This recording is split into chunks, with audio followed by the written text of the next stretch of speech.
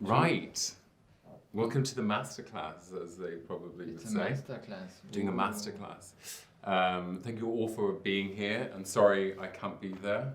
But we're here virtually, which I'm sure will be just as entertaining, as they say. But I'm going to hand over to Loïc to lead the conversation because I'm not very good at leading a conversation. I can follow, but less good at leading. Bonjour, Monsieur le Président. Thank you very much.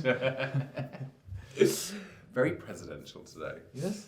Oui, with cut jeans. Yeah, cut jeans, and in Paris, I feel very presidential. Bonjour hier. Voilà. Coucou hier, comme on dit. Je suis avec le président, Jonathan Anderson. Bonjour. Pour une masterclass. A masterclass? Yes. Have you done a lot of these? No. So This is one of the first masterclasses. I don't know how masterful it will be, but we can try. Are you president of a lot of things? No. No? This is the first time being a president. Oh wow, how does it feel? What did you accept? I feel I have a lot of responsibility. You have? Yeah, no, it's a new type of character for me. I can do a board member because you can sit behind a bit. Being a president has got more responsibility, so which is a bit more scary. But anyway, I'm here. What do you look forward to being a president at the festival de hier? I don't know. I think it's such an historical platform for young designers. It's one of the first, and it's kind of birthed many careers. Jean Patou, Coco Chanel, they all come from festival de hier. And I don't know. There's something. What I like about it is it's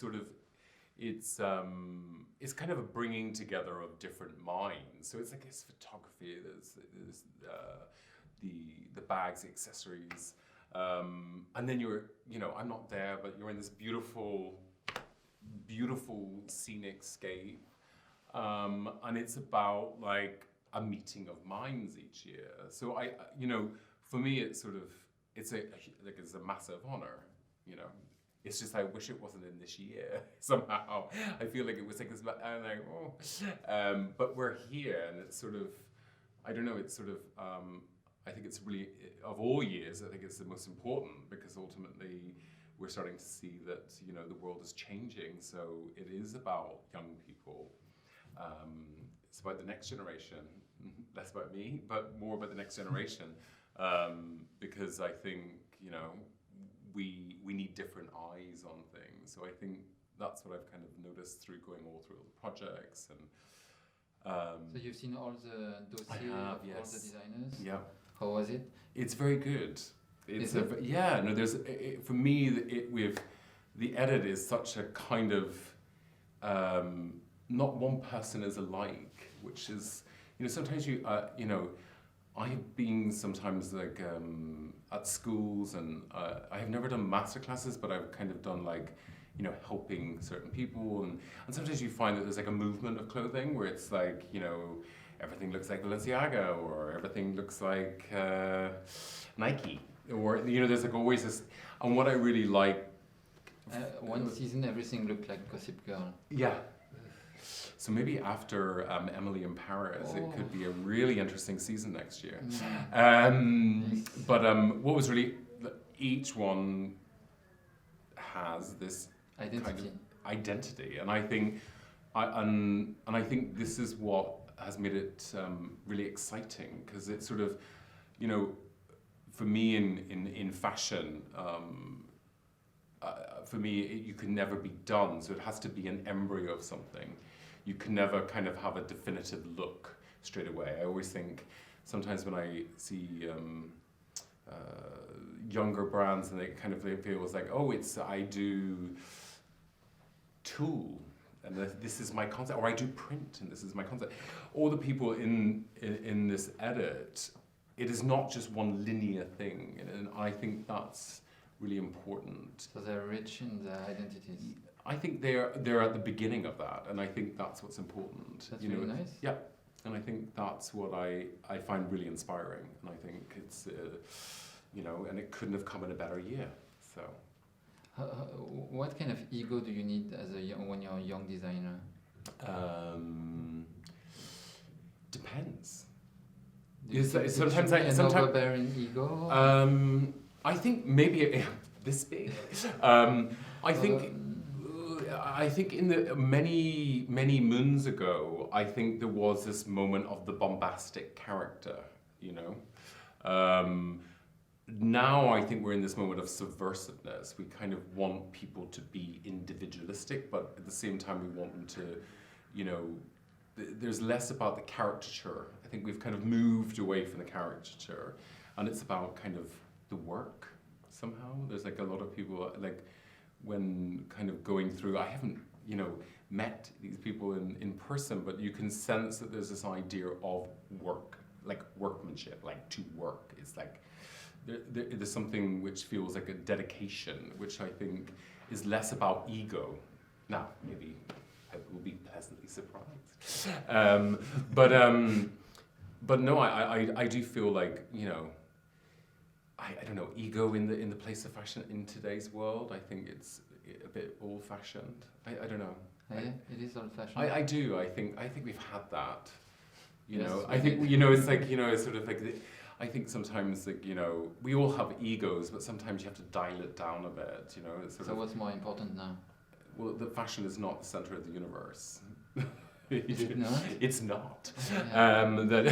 No, I just feel that we... It is. It's the first thing we do every morning. I know, but it's the for me, center of the universe. we should be quite humbled that we are able to do this, I think. I think in a weird way, this year should have taught us that you know, it's sort of, if anyone was watching TV or watching the news over the last 8 months, you would have probably, like I felt, very kind of like, well, what can I do other than, you know, we can activate making masks, we can donate money, we can do all these things, but to be, it's, you know, what is fashion's purpose in a crisis?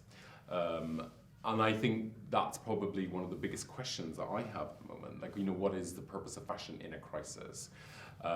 Is it escapism? Is it reality? Is it needed? You know, there's all these different questions, which I think, in a weird way, when you are kind of in the job, it is very hard to question sometimes because you're kind of collection, and in a weird way, what's been kind of nice about just this moment to be able to kind of like decompress and look at other people's work, you're kind of like, well, maybe the next generation has the solution of what is the purpose of fashion. You know what I mean? And I think it challenges you. There's, you know, the great thing is we all get older, so it is important to kind of listen and see other things that may not be the way you think. What do you like when you see a young designer pitch or dossier? Do you like when there's a strong storytelling, or this is a woman who's one year? Yeah, it was about a woman taking ice creams from a machine. Wow. And abortion, and it was very intense, but very good. Yeah. But weird. Yeah. Do you need strong storytelling, or like shock tactics are more important, or like strong images? I don't know. When I was looking at all the projects with the team on the panel,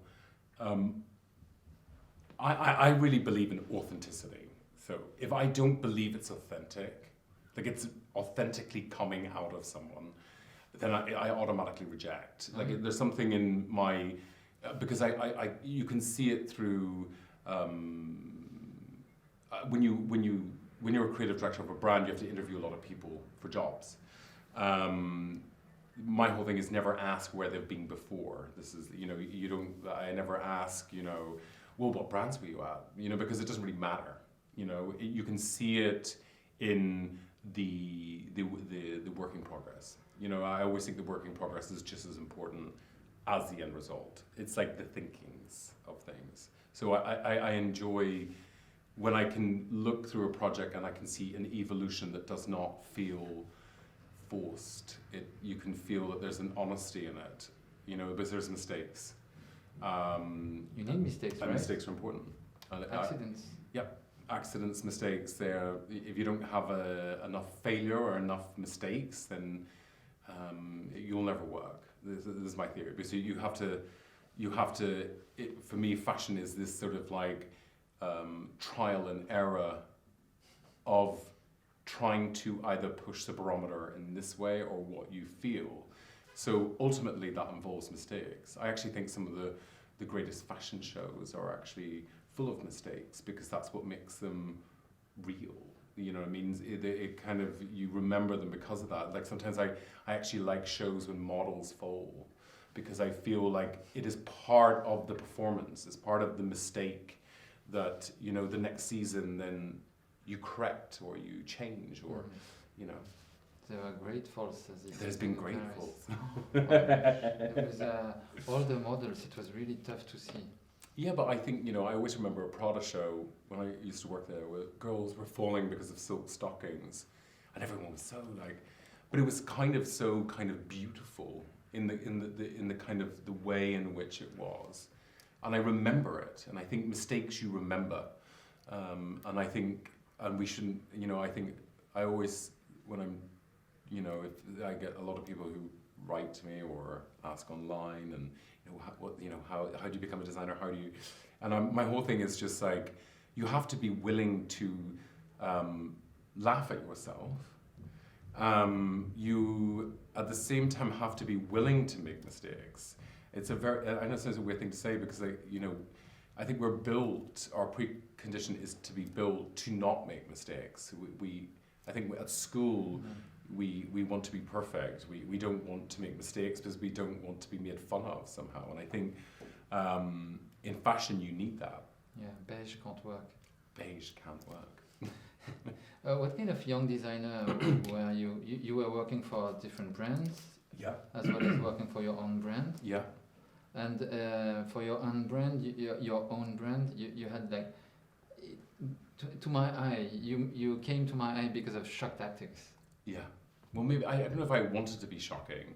You were. But I was. I ended up being kind of like somehow... What's the most shocking thing you did? Well, the most shocking thing that... In the moment it did not feel shocking because I kind of lived with the collection for so long. I did a collection which was men in ruffled shorts. They had bustiers. It was all made out of felt. I had no money. What are they in the and they had like feet? They had knee-high boots with like a ruffle. They had a short with a ruffle. They had a top with a ruffle, and that looked like tulip.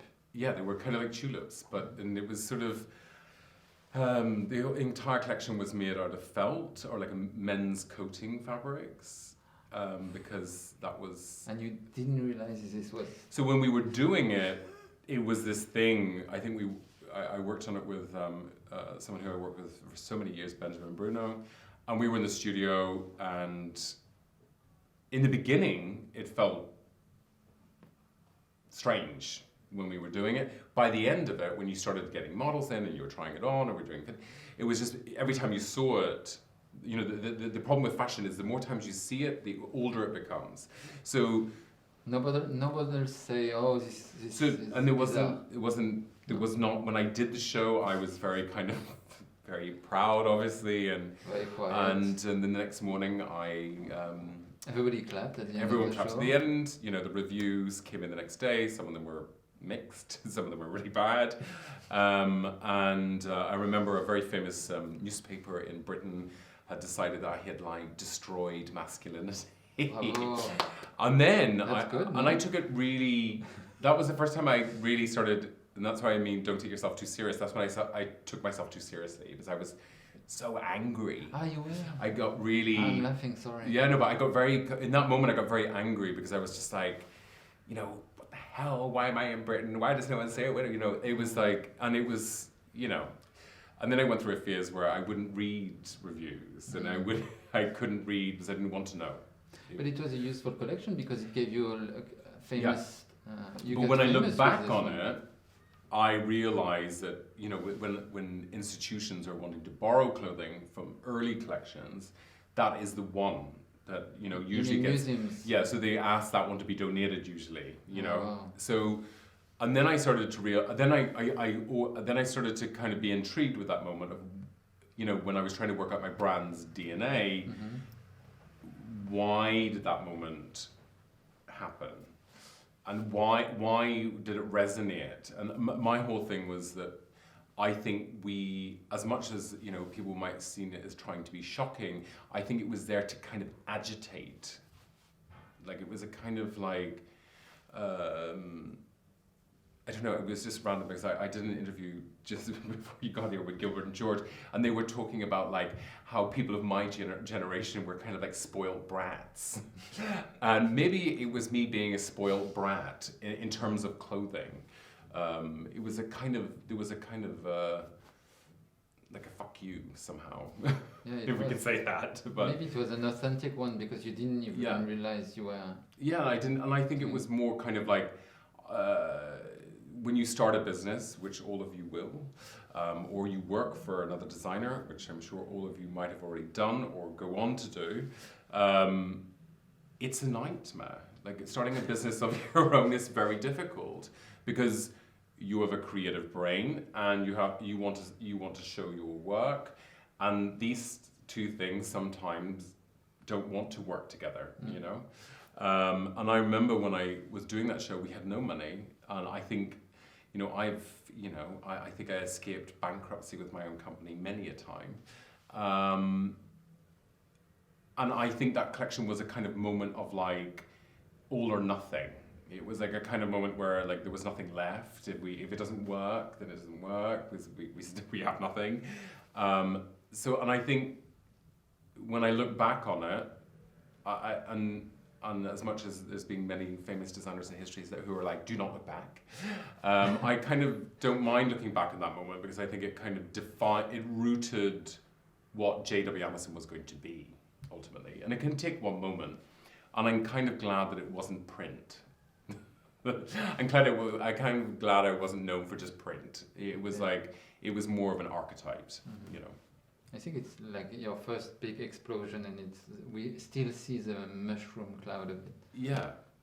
And it's sort of interesting when I look back on those pieces, they're really badly made. Oh, really? Yeah, it was sort of because... And they're in museums. And they're in museums, which is sort of strange because they're kind of like... When I remember getting them out, I had to bring them out for a museum show that I had done. And some of them were so bad that I actually had to remake them because I was too embarrassed to show them. Because they were kind of like... Sleepless nights? It was done on a domestic sewing machine, not an industrial sewing machine. So there was no overlocking, it was a zigzag stitch to kind of finish the seam. It should stay naive, No, no? the ones that are in actual museums are the originals. Okay. But when we sometimes like, and then recently I did a Montclair collaboration and we redid them in puffer. Don't know how they're going to sell, but they're there. Really? They've made produced it. Yeah, they produced it, and and they did a resurgence of it. So sometimes I think it's fine to be nostalgic with oneself. I think anyone who kind of says never look back, or fashion is always about looking forward, I feel it's a very good pun line, but ultimately the reality is that you sometimes have to learn from it a bit. Karl Lagerfeld used to say, never look back, never look back. Yeah, I remember that was the first thing. I remember being at it at a lunch thing with him, and him quoting that, and I was like, okay. Or his whole thing about retrospectives. He never believed in retrospectives. He did a retrospective in actually, a very nice one at the Villa Noailles. Yeah. And so I think you did an exhibition for this festival. Can you tell me about it? I think that's something really new, is that you mixed. Yeah, Loewe. It's the first time I've mixed the two collections. So Loewe and J.W. Anderson are mixed for the first time ever. First time. At Hier. Wow, that's nice. Yeah, I've never seen them coexist together. In my head, they're not coexisting together. Ah bon? And then I Never? think because I let other people do that. I let stylists do that in magazines, or because there are two different types, two different trains of thought. And then when Festival asked me to be the president, I was just like, okay, well, when I was talking to the teams, I was like, well, why don't we kind of just show them on mannequins as two different things, but ultimately they are from one voice, ultimately. And it's actually, when we were setting up the pictures... This is Saint-Sulpice. Yeah, that is Saint-Sulpice, yeah. I hope you're listening to the bells of Saint-Sulpice. We are live. We are Oh, live we're from trying. Saint-Sulpice because the office is in front of l'église Saint-Sulpice Yeah. à Berchy. Very, very, very, very grateful to have an office. Ah oui, c'est pas mal. And the light For is how so long, I don't know. It looks like orangey, no? What's the color? Yeah, of I the think that's church because right the now? rain is about to come. Ah, wow. It's probably not raining where you And are. you're like used to it, or you're still amazed by it? I am so, well, it's Paris. You know, I'm a tourist here. I'm Yeah, ultimately wow. a kind of like a glorified tourist who still lives in Paris. So let's go back to the exhibition. Yeah, the sorry. exhibition. Yeah, no, so it's the first time they coexist together, and I was working with Paula, who works in our architectural team, and she was putting it all together, and then she was sending me pictures when she was setting it up, and it was kind of strange to see them because they're all from different moments. It's men's and women's, and it's sort of, there is obviously huge crossovers. As much in my head, I determined with the press that there is no crossover. There's huge crossovers. Contradiction. But you know, and I think it's actually really, it makes me very humble to see them all together. Actually, and I'm kind of glad I did it. I was a bit nervous at the beginning of putting people seeing them together in that way. But no, really, it's sort of cathartic somehow. Is there a piece you are particularly happy to see again? Yeah. There's like a knit, like a kind of like turquoise and yellow knit that looks like a kind of From sponge. which brand? From JW, which Okay. I didn't even know we still had. So, because I was like, when I was picking the looks, I was like, do we still have this one? Because usually things go missing. And it was there. So miraculously, it was there. So that was really nice to see again. And then I kind of was like, whoa, we did go very far. It was maybe way too much. But it was nice to see that again. You still go far. You still go on way. I mean, Yeah. the last presentation you did 2 weeks ago in Paris Yeah. for Loewe, you're still pushing the envelope. And you said something really interesting that you asked. I mean, it was a very collective collection, if I understood well. Yeah. As you asked, can you tell me what you asked for the teams to do during lockdown? You know, I was kind of, as the lockdown progressed and I was looking at people via Zoom and people were becoming more and more grey. My hair was becoming more crazy, and I think I was drinking more coffee than ever. I started to kind of think, well, this is not a moment for a definitive vision. Like, it was not like me dictating the vision or whatever it was going to be. And I kind of just turned around and said, you know, design whatever you want. Like, what, you know, I want you to do something you've always wanted to do. Like, in terms of clothing, I don't care if it's, you know, if you want to go extreme or you want to go super simple or you want to do a suit and I was just like, I want something that you're going to be able to be, to remember this moment, ultimately. Because my whole thing with when the lockdown happened, I was like, kind of like, I always think, you know, you always just have those like kind of, my parents would always be like, well, you know, your grandparents lived through the war and you will never realize what it was like, you know? And I don't think we have ever gone through something that, you know, where we would ever be like, oh, do you remember what it was like? And my whole thing was, when I was looking at people, I was like, well, how are we going to remember it? Like, there's no point rejecting it and pretending like life is, let's get back to normal and it's this, you know, we just want, I was like, why don't we just kind of like dive into this nightmare, you know what I mean, and enjoy it. And it was interesting watching people working at home on the mannequin, building these looks as a huge collaboration of everyone in different parts of the country, working at home, some people with children, some people, you know, like some people on their own for the entire thing. You know, it was, and I think clothing has the power through making to distract you.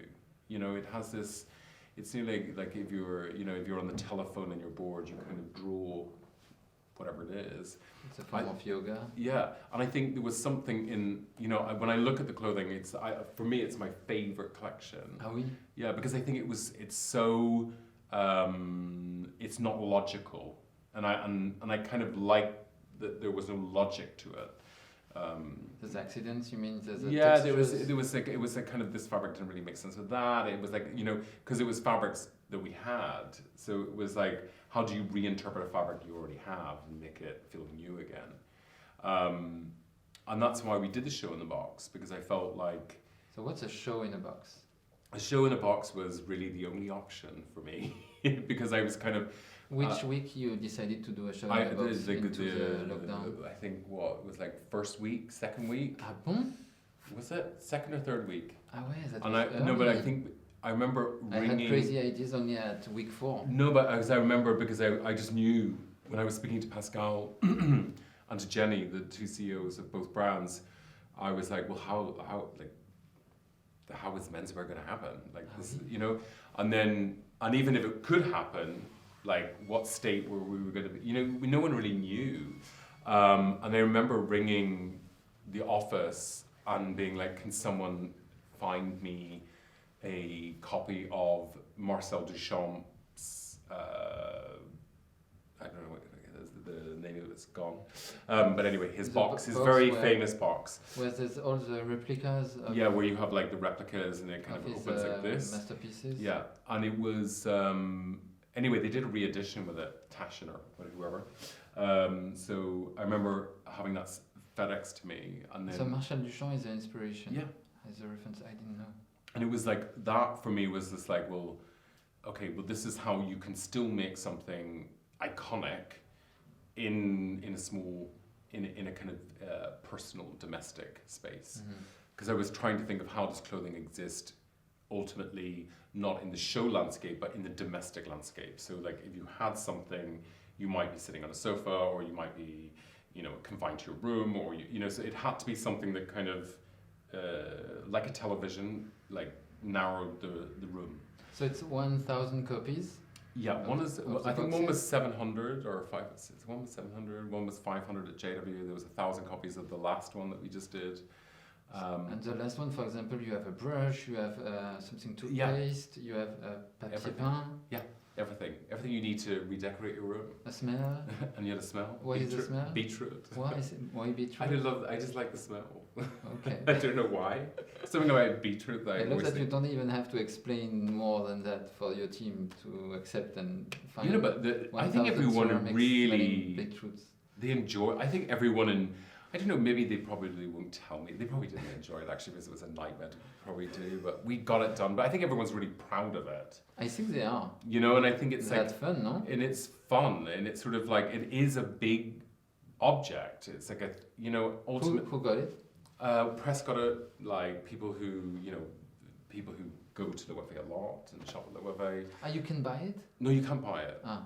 No. But if you buy a lot, No, I think if you bought a lot, or there's people who I like, or okay, people friends. I thought friends, or people who got involved, or Do people the who- winner of the year festival get You one never box? know. We could. Maybe. You never know. I don't know if That's Charlie's looking at me. We don't have any left. You never know. cool prize. Yeah, no, it's sort of. I don't know. It's I think it's something. At least it marks the occasion, and I think fashion is about taking in the occasion ultimately. So I think it was a fun process. It looks like, in a way, it looks like the projects the students and the young designers are Yeah, yeah. selling to. Yeah. Yeah, no, I have all of them in my office, and there's a can. I have like smells. I have. How is There's stickers. There's like it and, shows and in it a box? and it in shows boxes? in the box. And I kind of So that's very and I think it's actually really. I've actually enjoyed. I think what's been really nice. I'm one for speed, but it's actually kind of made me kind of like actually look at things more. Like it actually kind of like. I've been kind of like being in the office, and I kind of go over to it, and then I come back away from it, and then I go back over to it, and you know, and it's sort of intriguing. And I think, you know, I think we all like, as much as like the digital world is, we're in the digital world, but you know, like it's great, but it is we sometimes throw it away. And I think what was nice is when you see all the projects and you see all the effort that's gone in, the creativity can be in anything. And I think sometimes we should maybe hold on to that a bit more. You know, like there's something I don't know, I think it's really humbling that, that when you make a document, when I always think of like, some of my favorite moments in history are like, sort of like when the Stedelijk Museum started doing all these amazing shows, and then you could buy these like crazy boxes with like a rose in it, and they were like artist editions that were kind of odd pieces of ephemera. But now, when we look back on them, they are like these iconic moments, like in Duchamp, but like you look back on this and it's sort of, or diaries, like, some of the most amazing films are based on diaries, and I think, when you make a document, like when people were trying to communicate in different ways, I'm not there, and, we're doing this digitally, but at the same time, I have a tangible to touch and kind of understand someone's process ultimately, which I think is really very generous. It's really interesting because it's your way to reinvent the fashion shows, the model going this and this. Yeah. In the UNESCO, so it was not a Yeah. very this and this thing. Like you never. But that was always a very, obviously shows will come back, and they will come back with a vengeance. And everyone's crossing their fingers that it will, but there is, ultimately, but at the same time, fashion show, I've always found fashion shows the most bizarre thing. They are. Because it's sort of like you have a model that walks around, usually with people sitting, Snob people, and looking up at bored people, jet-lag people, angry people, Yes. happy people, and rich people. So no one is easy to please. No one's easy to please. And then you have this like group of like models that walk around for 15 minutes, and then we dismantle the entire thing. So in a weird way, it's been kind of nice to have a year of not having shows and kind of looking at the show as an abstract in a weird way, because you kind of get distance from things. And I actually think for anyone in design, I think sometimes it's good to take distance from your own work and step back from it and critique it yourself, or critique things that are wrong in things. You know what I mean? I think it's been a great, I've kind of enjoyed right now to be able to think differently. It's not that I want the world to be like the new digital world and we're all going to just do this all the time. I think it's just quite nice to have distance from it and in a weird way look at the show or look at fashion in this moment and think, well, what is relevant right now? Sometimes when you're in it, it's very difficult to see relevancy. Because you're not, sometimes that's why it's always quite nice. I always wish that sometimes I was a bystander looking in. Because then you can see what's working. But when you're in it, you're kind of like, you don't see it. And I think over the last 3 or 4 weeks, you can start to see really quickly what is really old and what's really new. And I don't think I would have saw that if I had been in the 5 to 7 days of doing the show, drinking way too much coffee, not sleeping, and even though we're completely organized at the website, but I think it's like I go through some sort of like weird kind of like artist punishment process towards the show, and then kind of go through another kind of sadomastic thing where you're kind of like read all the reviews, and it's been quite nice to realize that is actually really unhealthy and not very good. And step back and kind of say, well, let it go a bit. And I think, I'm starting to kind of feel like when I was first starting out, where I feel like next year is about, in a weird way, like going through all the projects, you realize it is about the next. I don't want to know the old, I want to know the next. I want to know who's next. So you're like Carl now? Yeah, in a weird way, I've kind of, maybe I'm getting old somehow. I wish you, it's a luxury to be old. Yeah, but there's this like kind of, there is an immediacy, and I think that's what's really exciting with everyone who has taken part in Festivalia. There's an immediacy of design, and I think you can start to see that, like, I think as we head into this decade, the need for newness and immediacy in clothing and looking at things from all different angles. Like I was just, about 2 hours ago talking about someone like saying that like privilege is one of the most dangerous things. I'd never thought that, and I think we should question things. And I think, you know, to anyone who works in any form of fashion or art or architecture or wants to be involved in it, you have to be willing to dismantle it. Because fashion is about privilege. Yeah, so you have to dismantle it. And if you dismantle it, you find newness through it. Because I think. Do you see the steam coming out of my brain right now? Yeah, no, I'm trying to work out what it's all about. And I think, you know, in a weird way, I'm glad that I am doing this process of being a president of something.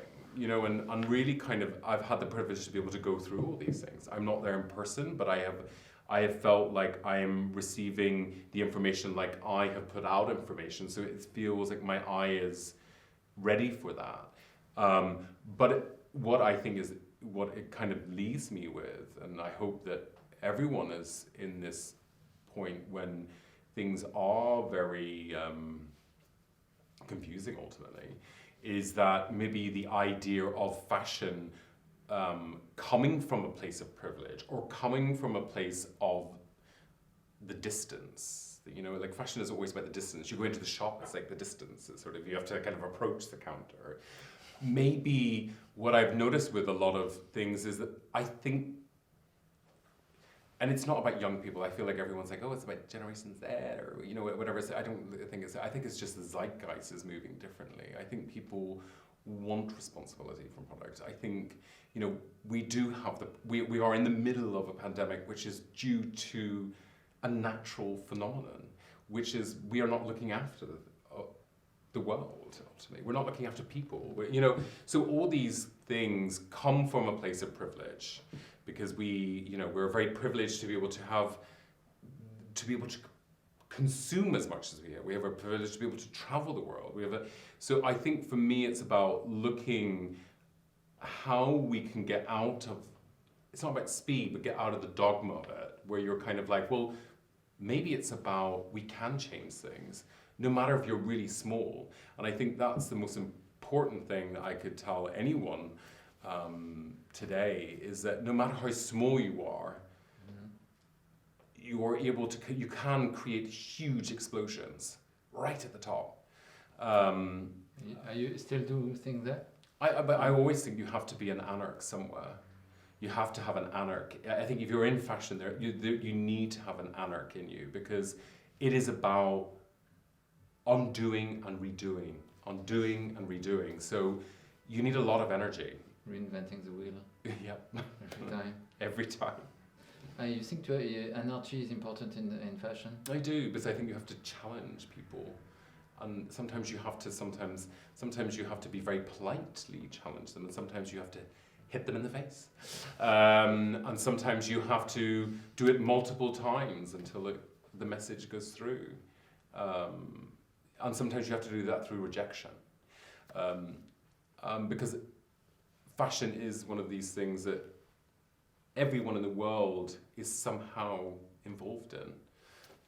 It is, you know, I did a show many years ago at a museum which was called Disobedient Bodies, which came at a point in my life where I didn't actually believe in fashion. Oh, really? Was an art form. It was not you said a show, it was not a fashion show, it was an exhibition. An exhibition, and it was like kind of exploring this idea, was fashion art really? For me, it wasn't the title of it, but it was more about how the body could be a blob in sculpture, it could be dance, it could be whatever. Could be me. It could be you. And I was going through this like kind of thing where I was like,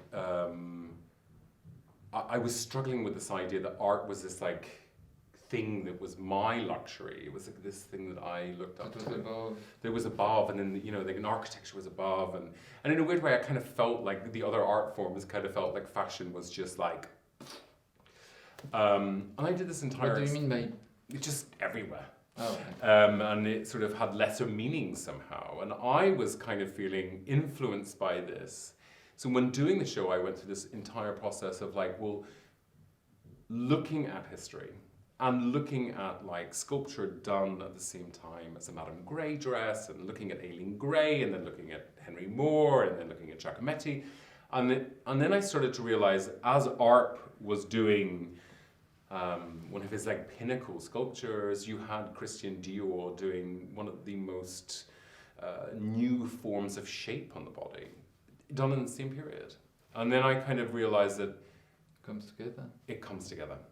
And it's all about the idea of collaboration. And when I looked at the sort of like, in the early, 1910, 1920 through to the 30s, there was this moment just before the war, and then another section after the war where everyone collaborated. You had like designers working with artists, textile people. You had like Barbara Hepworth making fabric, Henry Moore making. It was no hierarchy. Mm-hmm. And then suddenly someone came up with this great idea that art was going to be ranked here and it was going to be perceived at distance, and fashion then decided that distance was a great idea to sell, so that we put everything behind glass cabinets, and you were kind of aggressed as you came into the store to kind of make you feel like you wanted something because you couldn't have it. But now I think please take my money. Yeah, and now I think the generations that are working now and are ready to kind of are going through the process. You guys ultimately have got this amazing blank canvas now where you can just say, well, no, let's just redo it again. That's what's great about fashion. You can redo it again. And it's fine to look back. It is fine to reference. Anyone who says to you don't reference is crazy. Some of the greatest designers in history have referenced. Karl Lagerfeld has referenced. Oh, yeah. He referenced culture. He references this or this artist or this thing, or he was fascinated by something, a dress, it could be in a ballet. If you ever feel like you are shamed through the process of referencing, it is because people are scared to take ownership. And I think, when you work in fashion, don't ever think you own it. Let go of it. Because there's always going to be something else that you're going to be obsessed by. And things that go out of fashion come back, which is fun. And you told to me 10 days ago when you were doing the Loewe presentation, I fell in love with fashion again. Yeah. What do you mean by that? Because it's a very positive thing. Yeah. No, I think the shows leading up to it, I felt like the 2 years before, I think I was in this thing where I was a bit more dark. I felt like I had to keep proving. Too much coffee, and I was like, this show has to be better and better and better and better and better.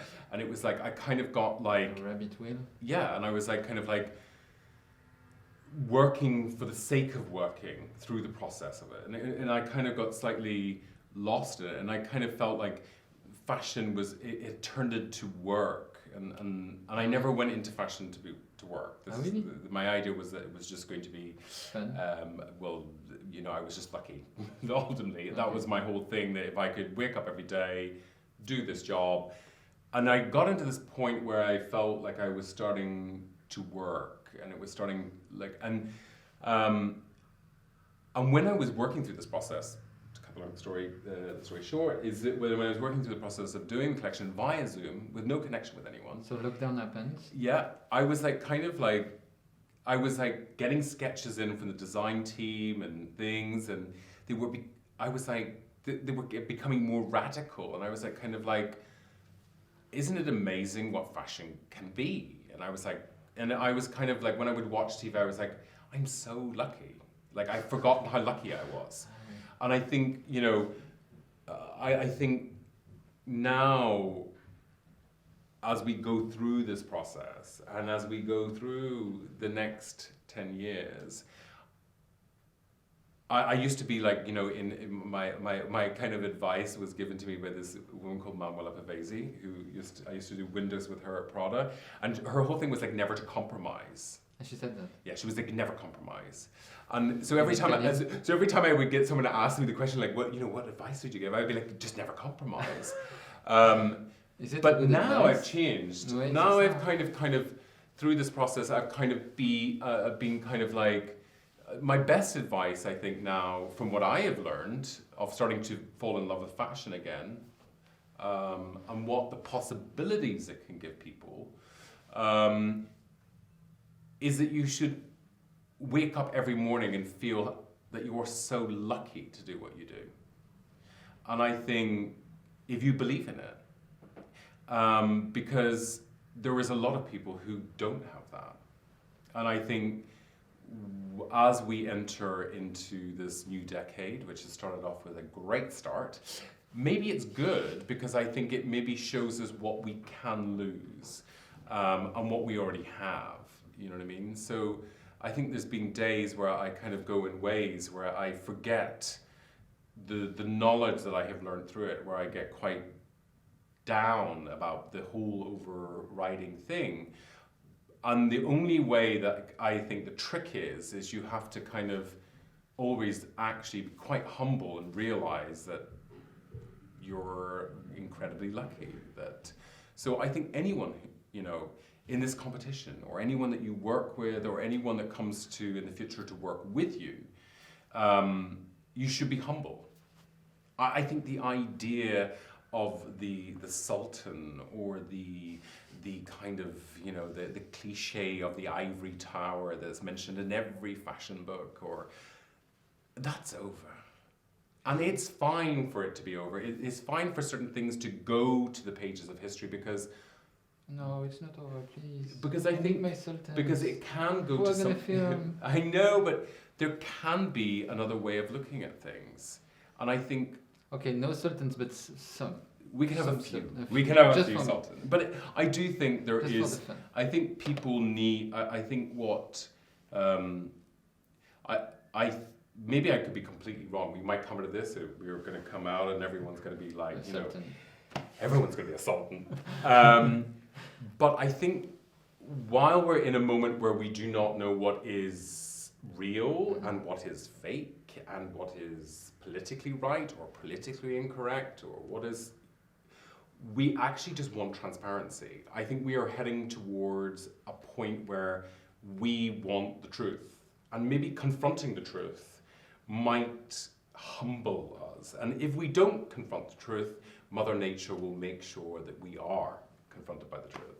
So I think, you know, I think it is a moment of reckoning, and I think young people can, you know, there are certain things that, you know, I have to keep learning, you know, and, you know, with the environment and how, you know, sometimes it would be great to, you know, make everything out of this, but it might not be good, you know, but we learn, set realistic goals to achieve them. Do not kind of over, you know, promise and under deliver, you know. Never promise. Never. Thank you very much. Thank you very Jonathan. much, and thank you. Thank you for listening. Thank you a lot. Maybe a tip for a young designer in here this weekend. I think have loads of fun. Yeah, yes, they should. I think you should have loads of fun and enjoy and relax and enjoy and meet and be nice. Say hi to everyone. That's important. All right, thank you. Coucou hier. Bye.